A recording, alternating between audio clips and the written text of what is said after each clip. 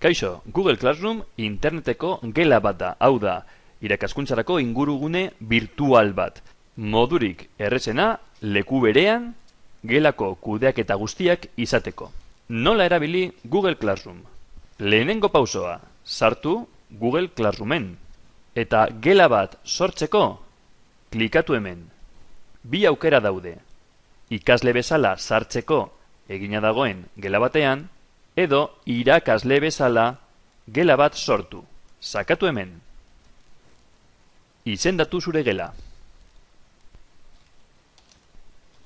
Gomendagarria da beti ikasgaiaren izena jartzea. Zergatik, ikasleek izango dituzte gela desberdinak eta guztiak bakarrik ikasmaila eta letra baldin badaukate, haiek ezin dute bereiztu.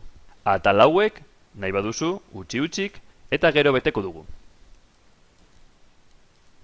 Gelako itxura aldatzeko eta pertsonalizatzeko, hautatu gaia, eta daudenen artean, hautatu nahi duzuna. Zure argazki propioa igo nahi baduzu, kargatu argazkia, eta igo nahi duzun argazkia. Gela sortuta dago.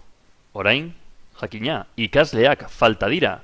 Nola sartu, nola gonbidatu ikasleak zure gelara. Sakatu hemen, eta bi modu daude. Bata da kodearen bidez. Hau da, zure gelako kodea bidali, erakutsi edo eman ikaslei. Eta haiek, banan-banan, kode honen bidez sartzen dira.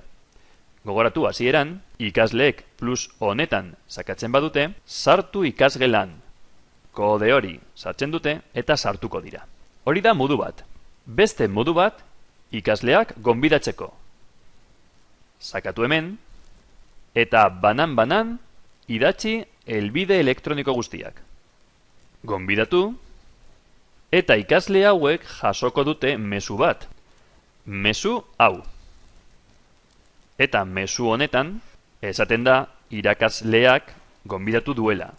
Sartu klikatzen badute ikasleek, zuzen sartuko dira gelan. Eta irakasleak jakingo du, ikasle hori ja sartuta dagoela. Ez dagoela gonbidatuta, baizik eta onartu duela gonbidapena. Bere izenaren ondoan, gonbidatu tutoreak agertzen da. Hau da, familia, tutorea, jakinaren gainean egoteko. Nahi baduzu, gehitu familiaren edo tutoreen helbidea, familiei ere mezu bat ailegaituko zaie, eta haiek erabakiko dute ea egunero, astero edo hilabetean behin jasotzeko bere seme-alabaren informazioa Google Classroomen.